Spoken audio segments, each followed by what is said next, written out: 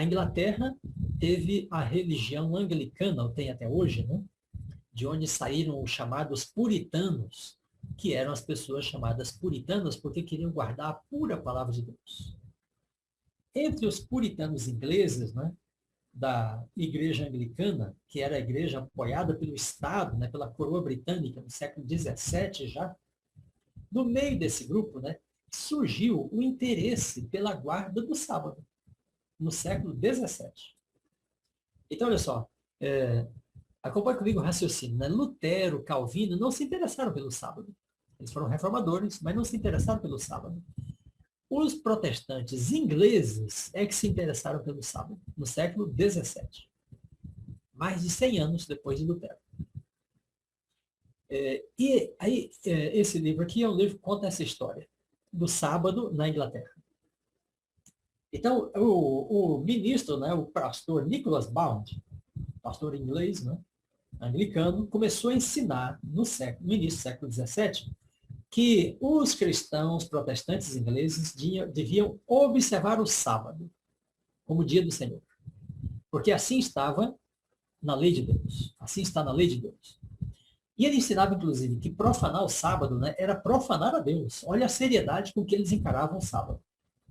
Os ministros anglicanos. Começando com esse Nicholas. Olha só, isso deu origem à seriedade com que os puritanos condenariam as violações das leis de Deus. Então, os puritanos ingleses passaram a ensinar que trabalhar no sábado era um pecado tão grave quanto matar ou cometer adultério. Olha só, acredito, gente.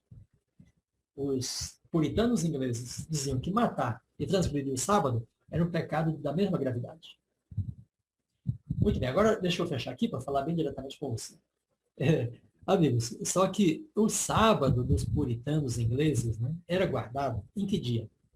No primeiro dia da semana. Então eles chamavam de sábado, para não usar a palavra do catolicismo, que eram protestantes. Né?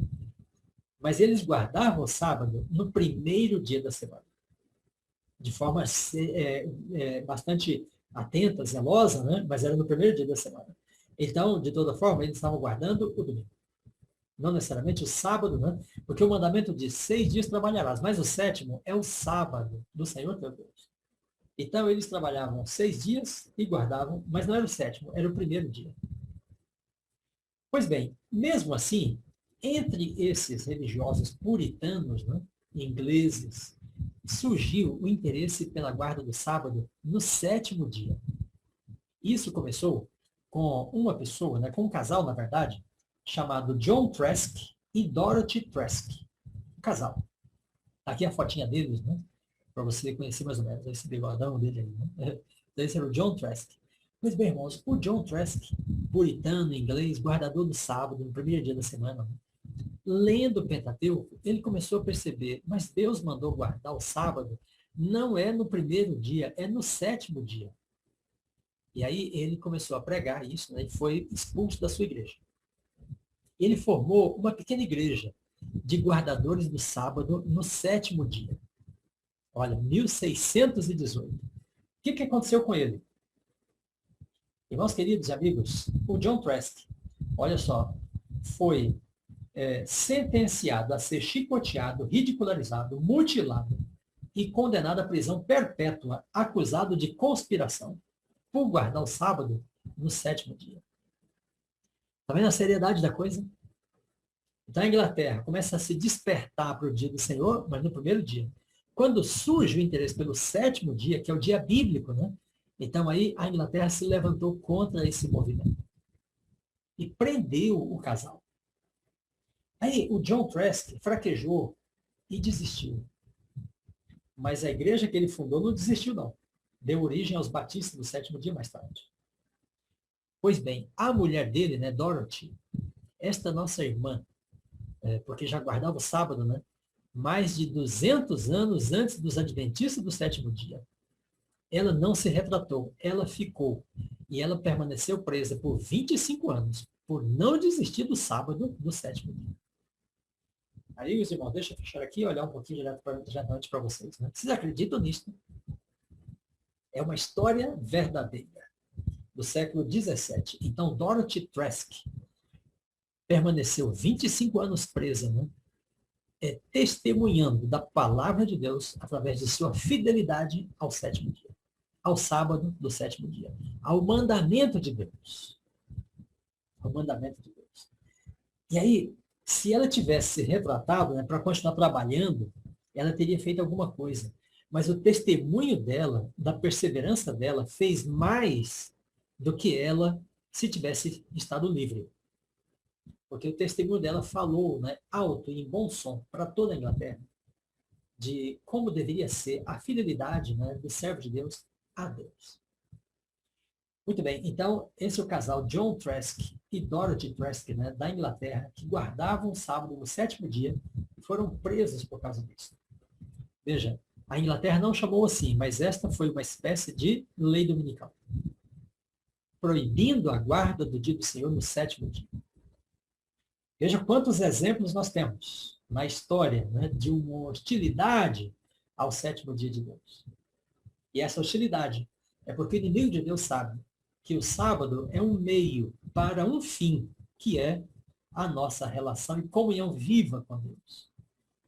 Quando a coroa britânica voltou para o catolicismo, então aí a coroa começou a hostilizar os puritanos, os protestantes.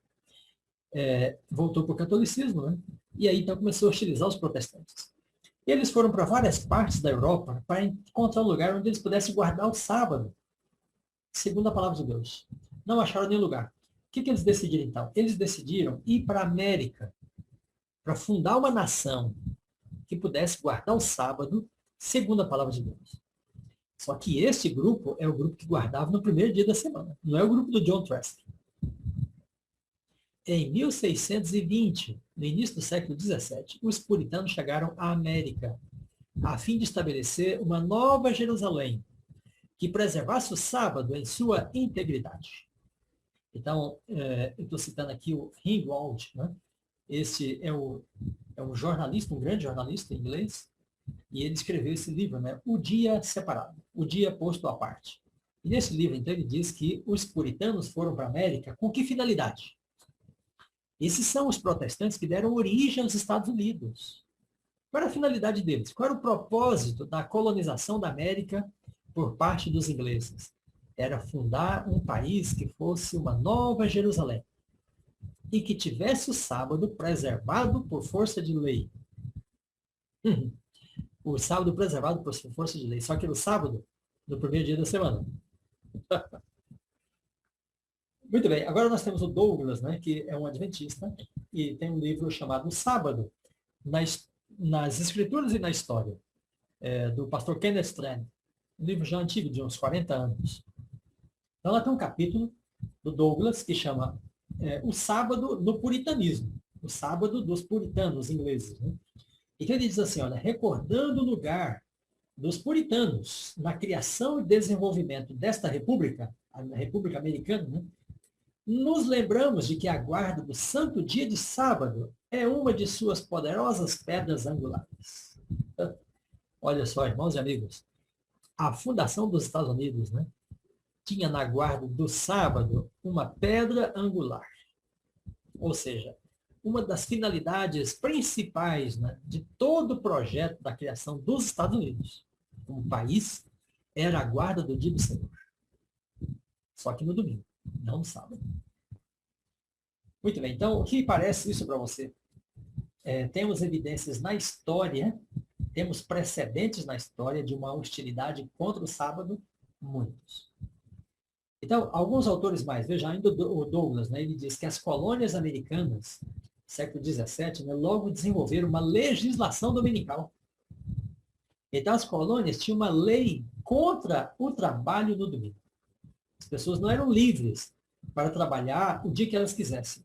A lei determinava que elas não trabalhassem no domingo. Olha só, era uma legislação contra a profanação do dia do Senhor com pesadas e graves penalidades para as violações. Então, quem saía para trabalhar no domingo podia ser preso, podia ser multado, podia ser condenado. Nas primeiras colônias americanas, que deram origem aos Estados Unidos. Muito bem, amigos. Aí, Ellen White, né?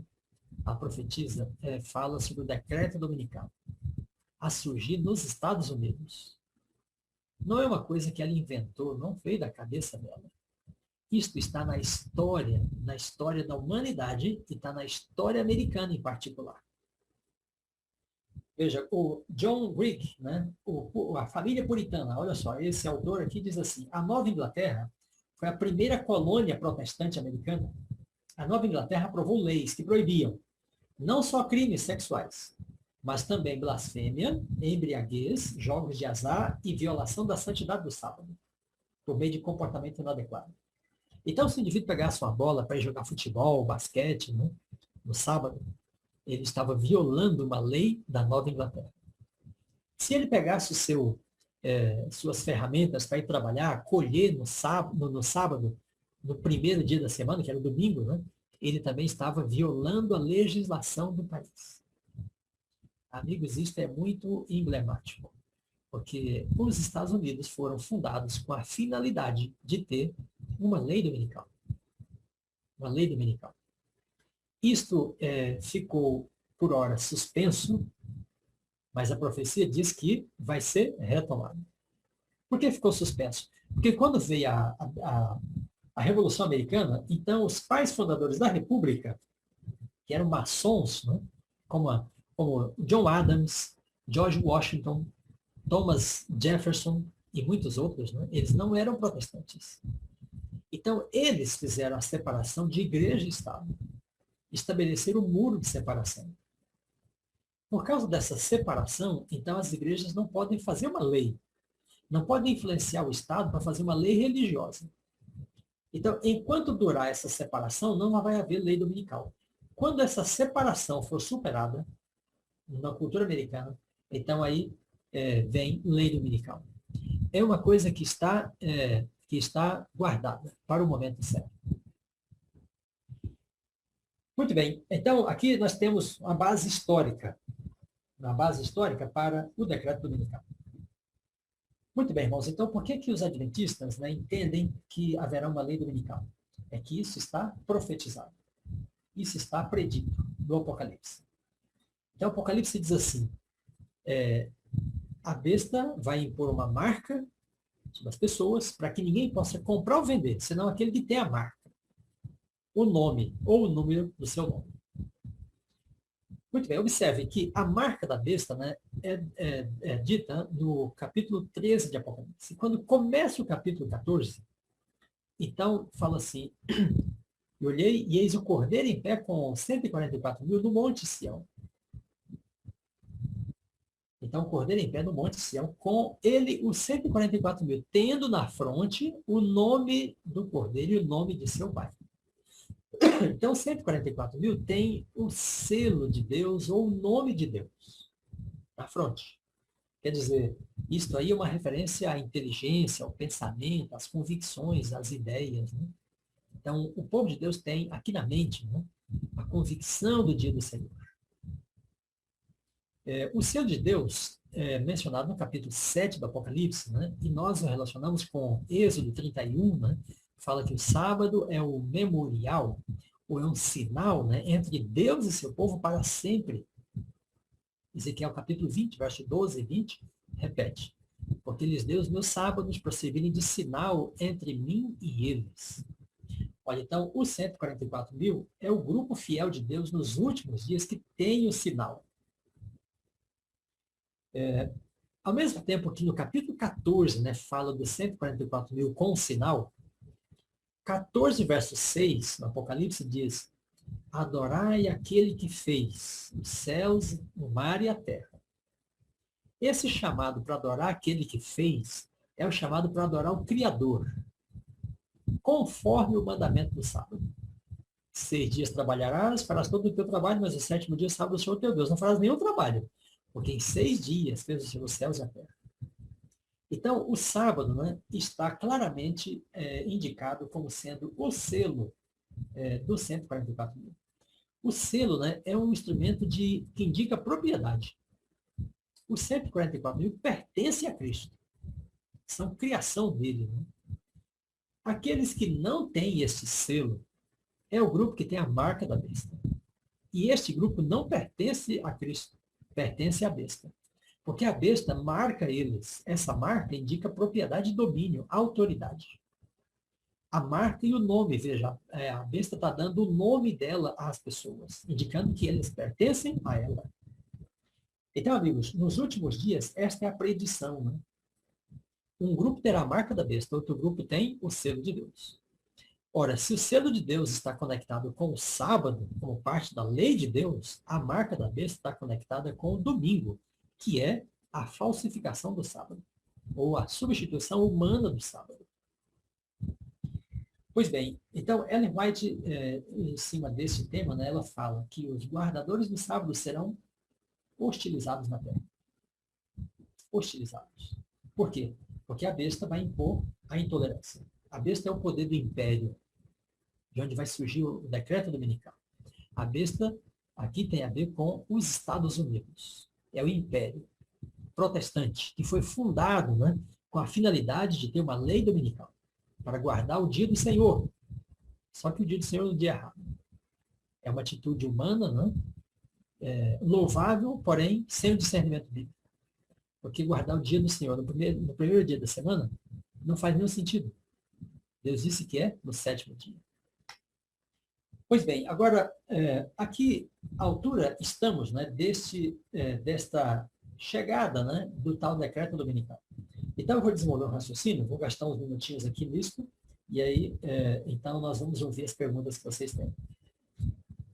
Ellen White dá 3 passos, né, que o mundo iria seguir até o decreto dominical. Primeiro, ela diz que os protestantes dos Estados Unidos iriam se juntar ao espiritismo. Os protestantes vão estender as mãos através do abismo para apoiar a mão do espiritismo. Segundo passo, os protestantes vão dar a outra mão ao papado, ao poder romano. Então aí, os protestantes, os espiritualistas e os católicos juntos, né, formando uma tríplice união. Quando isso estiver formado, então ela diz, o passo seguinte é o decreto dominical. Ou seja, esta nação, os Estados Unidos, vai seguir as pegadas de Roma, desprezando os direitos da consciência. Vamos seguir os passos. Ela diz que os protestantes se tornam espiritualistas. Amigos, isto é o início do culto pentecostal e carismático. Porque as igrejas cristãs abriram as portas para o espiritualismo. Muitos autores falam assim. Eu mesmo escrevi sobre isso no livro Cristãos em Busca do Êxtase. Então, os protestantes americanos abriram as portas para o espiritualismo com o culto dominical. Isso já tem 100 anos. Então, o primeiro passo já foi dado. Segundo passo, os Estados Unidos se juntam com o romanismo. Talvez você não soubesse, mas os protestantes americanos não queriam saber da visita do Papa nos Estados Unidos. O primeiro Papa aí nos Estados Unidos foi Paulo VI, em 1965, 350 anos depois do início da colonização americana. 3 séculos. Aí, em 2015, né, o Papa Francisco foi aos Estados Unidos para comemorar 50 anos da presença do Papa, né, no território americano, no território protestante americano. Como é que ele foi recebido lá? Esta visita deixou claro que não existe mais protestantismo nos Estados Unidos. Ninguém protestou contra o Papa. Pelo contrário, ele foi recebido de braços abertos. E o presidente da época, o Barack Obama, disse que o Papa é a consciência moral da humanidade. Muito bem, então aí nós temos esse movimento. O passo seguinte agora é a lei dominical. Amigos e irmãos, na encíclica Dies Domini, o Papa João Paulo II já pediu a lei dominical. Olha só o que ele diz, está no parágrafo 67 da encíclica. Está na internet, você pode pesquisar e achar. Tem em todas as línguas quase. A encíclica chama Dies Domini, Dia do Senhor. Então o Papa diz assim, é natural que os cristãos se esforcem para que também, nas circunstâncias específicas do nosso tempo, a legislação civil tenha em conta seu dever de santificar o domingo. Então, o Papa está dizendo que a legislação civil, as assembleias legislativas, né, têm o dever de santificar o domingo, de promulgar a lei dominical. Então, a igreja já pediu a lei dominical. Depois, o outro Papa, Francisco, né, na encíclica Laudato Si, O que ele diz? Ele diz que o ecossistema precisa do descanso semanal. Do contrário, vai entrar em colapso. Então ele diz, Deus ordenou. E aí ele apoia-se, né, no próprio mandamento do sábado. E diz que Deus reservou um dia por semana para a terra descansar. E que se a terra não voltar para o seu descanso, ela vai entrar em colapso. Então esse é o grande argumento dessa encíclica. Uma encíclica sobre ecologia. Então, amigos, os papas já tomaram a posição deles, né? E vejam, o assunto do domingo já é discutido. Tem a European Sunday Alliance, a Aliança Europeia pelo Domingo. Tem um site deles na internet. E tem a The Lord's Day Alliance of the United States, é a Aliança do Dia do Senhor dos Estados Unidos, para promover o domingo. Está lá na internet também. Muito bem. Ellen White diz que a substituição da lei de Deus pela lei dos homens e a colocação do falso sábado em lugar do santo sábado. O falso sábado é o sábado do primeiro dia da semana. Em lugar do sábado do sétimo dia. Será o último ato do grande conflito. Quando isso acontecer no mundo inteiro, então o Senhor retornará. Muito bem, amigos. Então, aí nós temos um panorama, né, da questão do domingo e do sábado ao longo da história. Evidências bíblicas, evidências históricas e o caminho para o qual o mundo está se dirigindo. Sob a liderança dos Estados Unidos, a nação que foi fundada para preservar o dia do Senhor por força de lei. No entanto, a separação de igreja e Estado interrompeu esse plano. Porém, os religiosos estão indo para dentro do governo para conseguir fazer com que esse plano seja retomado em algum momento. Quando isso vai acontecer, não sabemos. As coisas de Deus podem demorar mais do que nós esperamos. Porém, o que sabemos certo é que isto ocorrerá em breve.